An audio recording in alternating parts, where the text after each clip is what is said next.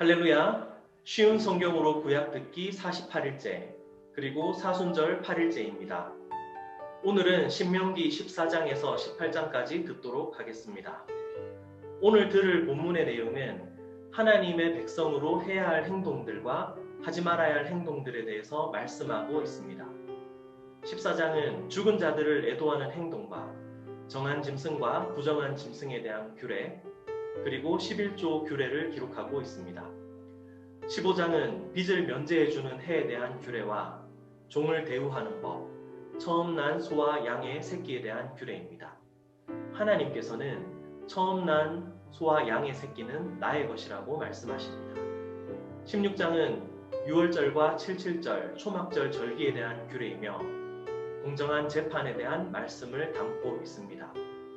17장은 재판할 때에 이러한 공정한 재판이 어떠한 것인지 구체적인 사례를 들어서 기준을 제시해주고 있습니다. 이스라엘의 왕을 세우게 되었을 때에 그 왕을 세우는 기준을 제시해주고 있습니다. 그 중에 가장 중요한 부분은 왕은 하나님의 말씀을 가까이 하고 그 말씀을 기준으로 나라를 다스려야 한다는 것입니다. 18장은 레위 사람이 받을 몫에 대한 내용과 하나님이 주시는 약속의 땅에 들어가서 그 땅에 있는 이방인들이 행하는 가증한 일을 따르지 말라는 내용입니다. 그리고 선지자를 일으키실 약속에 대한 내용을 담고 있습니다. 신명기는 모세가 약속의 땅에 들어가기 전에 마지막으로 이스라엘 백성에게 부탁하는 고별 설교의 말씀입니다. 약속의 땅에 들어가서 살아갈 때에 각종 지켜야 할 규정과 규례와 기준을 제시해주고 있습니다. 그 말은 이스라엘 백성이 들어가는 곳이 비록 하나님이 약속하신 땅이지만 그 땅에 살고 있는 이방 사람들의 가증한 행동들로 인하여서 영향을 받을 수 있다는 것입니다. 그래서 하나님은 백성들이 그 약속의 땅에 들어가서 살아갈 때에 이방 사람들의 기준으로 사는 것이 아니라 하나님의 말씀을 기준으로 살아가라고 제시하고 있는 것입니다.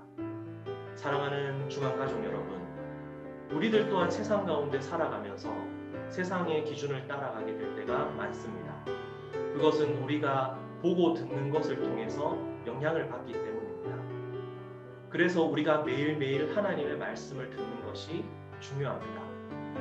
오늘 하루 말씀을 통해서 세상 가운데 하나님의 말씀을 기준으로 살아가시는 중앙가족 성도님들이 되시기를 소망합니다.